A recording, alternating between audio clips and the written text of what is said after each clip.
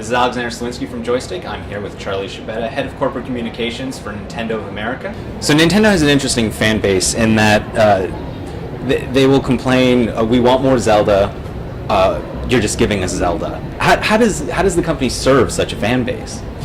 By making the gameplay experiences new. What we found is if you take beloved IP and characters that people grew up on and that have played it, but also innovate on that gameplay in new additions by having that classic IP in the game really helps. And also, it's important that we always keep pushing ourselves as developers. I'm not a developer myself, but speaking for the developers back in Japan, they're always trying to make innovative uses of the gamepad, of Miiverse, of the hardware. And that's where Nintendo software really shines, is when it can really take advantage of the hardware because it's really tuned for that hardware, that software specifically. Can you explain the quote misperception that's going on right now with Best Buy and GameStop returning their Wii U basic models? What we're really doing is basically just rebalancing some of the models and SKUs we have out there in the market. In some stores and some retail chains, people respond better to the 32 gigabyte deluxe edition. Some people respond better to the lower priced 8 gigabyte white edition. So we're basically working with retail to get them the right SKU for their audience. So what is the right SKU that Nintendo is finding for the audience in the States? Well, it varies, but the response has been better to the 32 gigabyte. So when we're talking about rebalancing, that's in general that's what it is getting more of those out because those are selling a little better. So we're going to see more of the higher end model of the Wii U in the marketplace? You'll see both in the marketplace, but the retailers obviously have the ability to put whichever model they want on there, and that's where some of that rebalancing is coming from, is getting them more of the 32 gigabyte. Can you explain a little bit right now about the partnership with third parties? Specifically, I would actually ask about EA. Are there any games currently in develop from Electronic Arts for the Wii U? You'd have to ask EA about their future development plans. EA is a great partner of ours. They've had games on our platforms before, and they want what all third parties want and what we want, which is for the install base to grow. And we're confident that once some of these games come out that we have planned between now and the holiday and into 2014, that will help drive the installed base. And when that happens, the platform will look more enticing to third parties. The last console that didn't have Madden on it was the Dreamcast. Does that concern Nintendo at all? We have a lot of great third parties here in our booth. We've got Activision, we've got Disney, Ubisoft, Warner Brothers, Sega. So we're excited about the third party support we do have. When it comes to any games that aren't on the platform or any publishers that aren't on the platform, you'd have to talk to those publishers about their decisions. But we're certainly open and eager to do business with any third parties that think that their games will come to life well on our platform. But isn't that a sign of the relationship that you're not able to say anything about whether they're developing or even at the table to talk about their annual franchises? Well, again, I don't want to speak for Electronic Arts, so I'll defer to them on how they want to talk about it. How about Activision? About Call of Duty? Well, we do have Activision is represented here in the booth. Like I said, Ubisoft, Disney, Warner Brothers, Sega. So we are pleased with our third-party support, and those are great partners of ours. So can you gauge the success of the Nintendo Directs compared to having a full-blown E3 press conference? How's the reaction been differently internally and then just in reception from the public? The reception to and the reaction to the Nintendo Direct has been very positive. We tried to do at E3 this year was really tailor the communications to the audience. So we had, for example, a business partner presentation over in the Nokia Theater.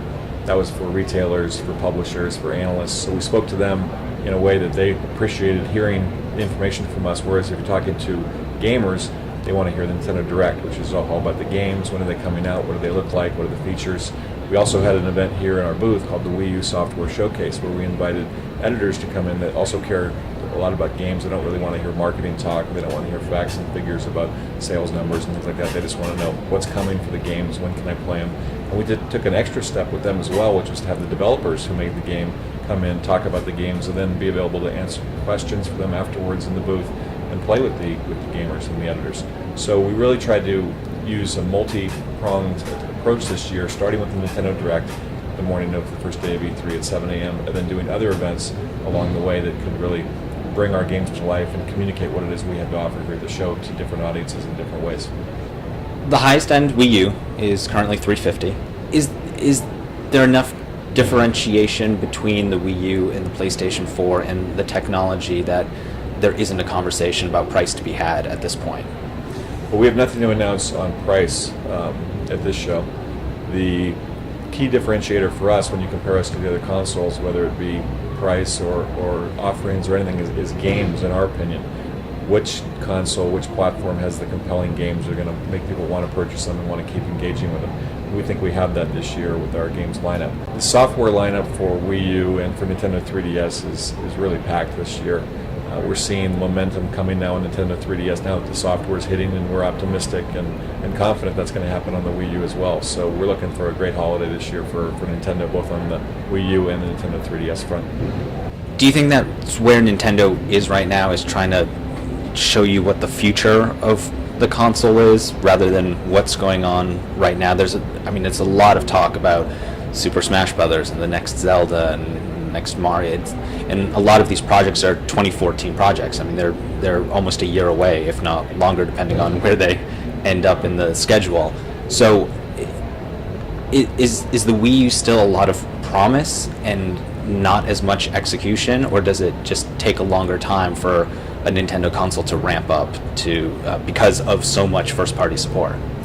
Well, we had a strong launch lineup, and then we had a time that we've acknowledged publicly where we didn't have as many games coming out right after launch in the first half of calendar year 2013 as we would have liked. But we made the conscious decision to wait and put on those games until they were ready. One of the great things about Nintendo is that we're not going to ship a game until it has the quality standard that we're known for. So we had to push some of those games into the second half of 2013, but now we're going to start seeing those hit between now and the holiday. And once you see that steady drumbeat of games and that cadence of games, with a big title coming out every month, we think that was the right decision, and it's going to be a compelling time for people to look at the hardware again, because they have the software now that's going to power it. This is something that we see a lot in the comments, that the Wii U is not a next-gen system. We definitely think the Wii U is a next-gen system. It's got the HD graphics. It's got a unique gamepad feature in terms of how you can interact with the console, with the game experience. We get that second screen experience. So with Miiverse and with all the features that are packed into the console, we definitely feel it's next generation.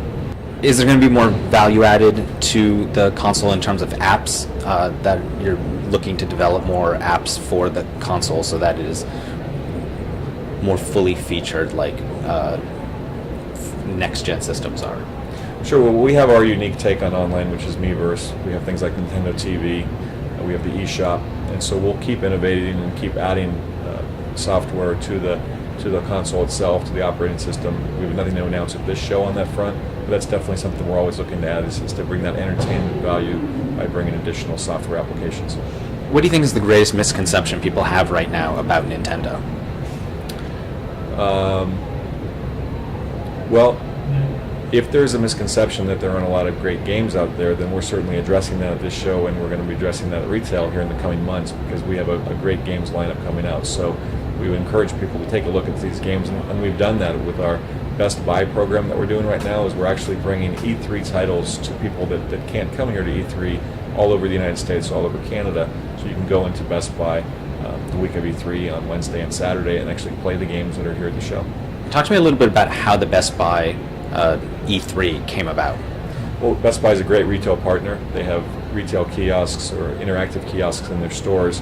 So we were able to work with them to get our early software into those kiosks so that people could come and play. So they were excited about being able to offer that to their consumers, and so were we. So they were a natural partner for us. So this is the year of Luigi. Again, list the titles that are part of this year of Luigi, and why was that decision made? Well, we have such great intellectual property at Nintendo, and Luigi is a big part of that. He's a beloved character, and he's getting featured in games this year. New Super Luigi U, Mario and Luigi Dream Team. So it's fun to see him take center stage and get the spotlight to himself, and he's doing the most of it, or making the most of it with some of these games. So he's actually my favorite character out of all the Nintendo IP. So I'm glad to see him get his own year. It's just a way for us to celebrate his personality and his abilities in the games, and have him take center stage. What are the main titles for this year and then for next year? The main titles for the Wii U would be Pikmin 3. That's going to start us off here in August. We also got new Super Luigi U in June. Wonderful 101, Donkey Kong Country, Tropical Freeze, Super Mario 3D World, and Legend of Zelda Wind Waker HD all this year. And then on the Nintendo 3DS front, we have Pokemon X and Y. It's going to be a big one for us. Yoshi's Dream Island, and Legend of Zelda Link Between Worlds, which is a very cool title that one of the things I really I'm just proud of you right now, like listening these all off perfectly. No, now you just have to keep going. Well, one of the things I really like about that title, both of the Zelda ones, is the art style.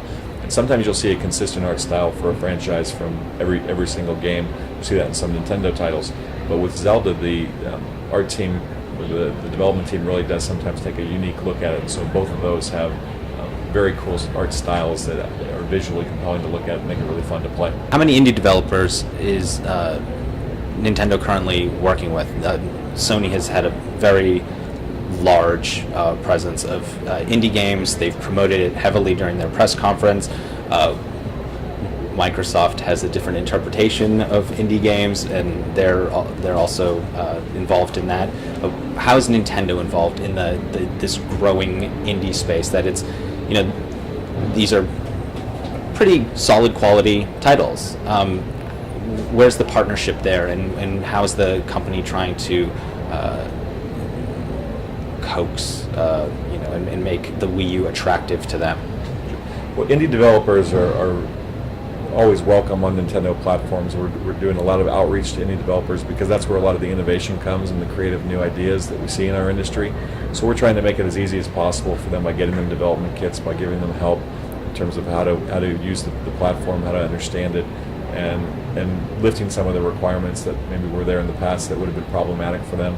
Try and make it as easy as possible, and so that Nintendo is a platform and a company that they want to do business with, and that can help them bring their creative visions to life to their consumers. So we're trying to help bridge that gap between the public and these indie developers by helping them get their games out.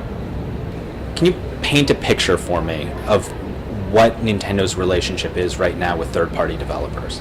Sure. Nintendo's relationship with third-party developers is very strong.